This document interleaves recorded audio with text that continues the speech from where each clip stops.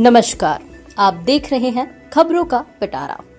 आज बात खैरागढ़ झुई खदान गड़ई KCG की, जहां 55 गांव के किसानों ने श्री सीमेंट के खिलाफ आर पार की जंग छेड़ दी है। हजारों की संख्या में सड़कों पर उतरे इन ग्रामीणों का एक ही संकल्प है, जान दे देंगे पर अपनी महतारी जमीन नहीं देंगे।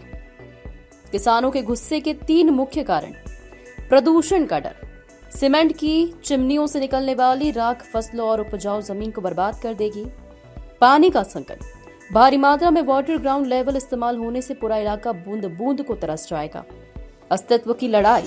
किसानों का आरोप है कि जन सुनवाई के नाम पर सिर्फ खाना पूर्ति की गई है। सवाल सीधा है, क्या उद्योगपतियों के मुनाफे के लिए अन्नदाताओं की बलि चढ़ाना जायज है? खैरागढ़ की ये दहाड़ अब रायपुर से दिल्ली तक गूंजनी चाहिए। नमस्कार, खबरों का पिटारा लेकर एक बार फिर हाजिर हुआ है आपका अपना चैनल न्यूज बॉक्स छत्तीसगढ़, और मैं हूं आपका अपना हिमाचल शर्मा। और जो खबर आपको दिखाने जा रहा हूं उसे देखकर आप भी कहेंगे, बोकरा के जीव छूटे खवैयल अलोना।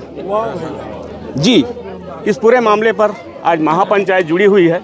जानते हैं यहाँ पर गोलछा जी भी हैं, विधायक महोदय जी भी हैं, पूर्व विधायक।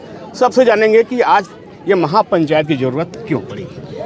किसान महापंचायत का आयोजन करने की आवश्यकता इसलिए पड़ी कि शासन यहाँ जो चूना पत्थर खदान प्रस्तावित किया है, जिसके विरोध में विगत 2 महीने से लगातार यहाँ के इस क्षेत्र के परिक्षेत्र के किसान इसका विरोध कर रहे हैं। और इसी विरोध की कड़ी में 6 तारीख को SDM कार्यालय में किसानों ने ज्ञापन सौंपा और अपना विरोध दर्ज कराए थे, जिसके परिणाम स्वरूप 11 तारीख को जो जन सुनवाई होना था उसको स्थगित किए हैं। हमारी मांग है कि इस पूरी परियोजना को स्थगित किया जाए, और जब तक ये परियोजना स्थगित नहीं होती तब तक हमारा संघर्ष और आंदोलन जारी रहेगा। इसी कड़ी में हमारे साथ पूर्व विधायक जी हैं, जिनसे हम जानेंगे, गिरिवर जंगल जी से। जी सर, आज कितने गाँव के लोग यहाँ पर पहुँच गए थे? आज जो किसान महापंचायत का यहाँ आयोजन हो रही है, और ये आयोजन में 55 गांव के किसान जो है यहाँ उपस्थिति दे, और यहाँ इतना मतलब बड़ी संख्या में लोग एक स्वर में जो सीमेंट पत्थर खदान का जो है और सीमेंट का फैक्ट्री का है, इनका एक स्वर में विरोध किए कि यहाँ सीमेंट की खदान, पत्थर की खदान और सीमेंट फैक्ट्री नहीं खुलना चाहिए। और इस संघर्ष को हम लोग और कितना अच्छा मजबूती से कर सकते हैं, इस रूपरेखा को तय करने के लिए आज किसान महापंचायत के माध्यम से आज वो रूपरेखा यहाँ तय हुआ है। इसी कड़ी में हमारे साथ कुछ बुजुर्ग ग्रामीण जन मौजूद है, जानकार, जिनसे हम जानेंगे। जी सर। मैं विशेषर दास हूँ।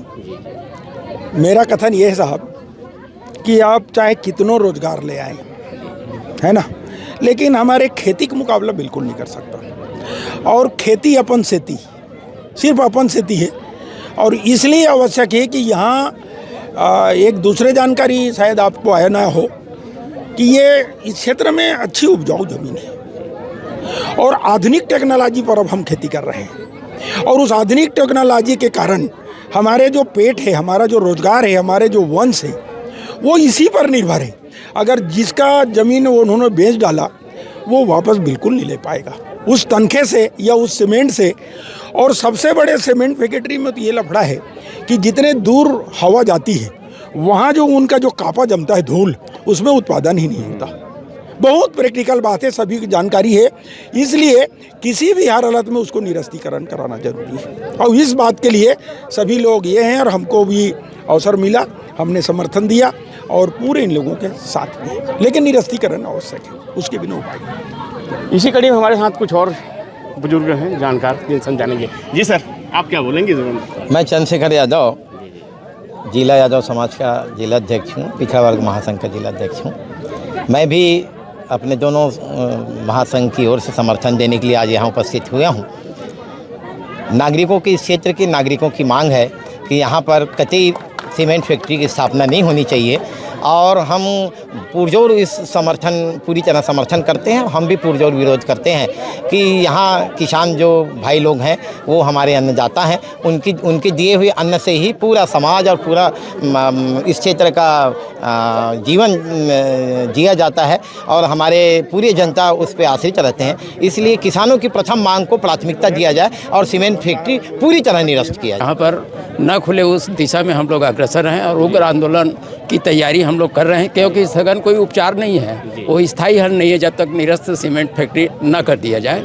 और चूँकि यहाँ पर तो लाखों लोगों को किसानी भाई है, 3 फसली है और उन्नतशील कृषक लोग यहाँ पर रहते हैं, तो लाखों किसान भाइयों को बेघर कर दिया जाए, उजाड़ दिया जाए और एक उद्योगपति के हाथों में सौंप दिया जाए, तो ये एक पब्लिक एट लार्ज इंटरेस्ट की बात है। कृषि प्रधान राष्ट्र है, कृषक पहले हैं, बाद में अन्य हैं।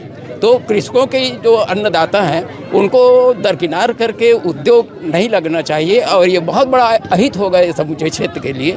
तो हमें किसी पर विश्वास नहीं है, इसीलिए हम लोगों ने जो है महापंचायत का जो यहाँ जो बैठक हुआ है 55 गांव के लोग आए हुए थे, हमने निर्णय लिया है अगर हमारी ये जो परियोजना है, जो चूना पत्थर यहाँ खदान डलना है, यदि ये परियोजना बंद नहीं करते हैं, बंद सीधा निरस्त कर, उसको मतलब आगे खोलना ही नहीं है, यदि नहीं करते हैं तो हम लोग पिछले समय 700 ट्रैक्टर में गए थे, 2000 से भी ज़्यादा हम लोग ट्रैक्टर रैली के माध्यम से और अन्य साधन से हम एक शासन प्रशासन को बताना चाह रहे हैं कि हम चुप बैठने वालों में से बड़ा आंदोलन करेंगे। अगर कहीं ज़बरदस्ती डालने की कोशिश किया गया, उस कंडीशन में आप लोगों की आखिरी रणनीति क्या रहेगी? उस कंडीशन में मैं तो ये बताना चाहूँगी, क्योंकि 6 तारीख की रैली वो ट्रेलर थी और हम एक छोटे से भंवर की छाता में यदि टोंट भी मार दे तो उस भंवर की जो झुंड रहता है और कितने दूर तक को ले लपेट लेता है, ऐसी रणनीति, ऐसी भंवर का एक रूप ना ले ले, एक महारैली का रूप ना ले ले और किसान भाई अपनी ज़मीन को, आन बान को बचाने के लिए कोई भी स्थिति अपनाने को तैयार है। और वो स्थिति में हम सब और हमारी पूरी समाज और मैं खुद शामिल हूँ, चाहे डंडा खाना पड़े, चाहे जेल जाना पड़े। तो आपने देखा कि यहाँ पर सीमेंट फैक्ट्री के विरोध में ग्रामीण जन काफ़ी आक्रोशित हैं और आपने सभी की एक मत एक राय भी सुनी। अब शासन प्रशासन आगे क्या एक्शन लेती है यह तो आने वाला समय पर ही पता चलेगा। आपका क्या कहना है कमेंट में बताएं और किसानों के हक के लिए इस वीडियो को शेयर करें। देखते रहिए न्यूज़ बॉक्स छत्तीसगढ़। जय जोहार।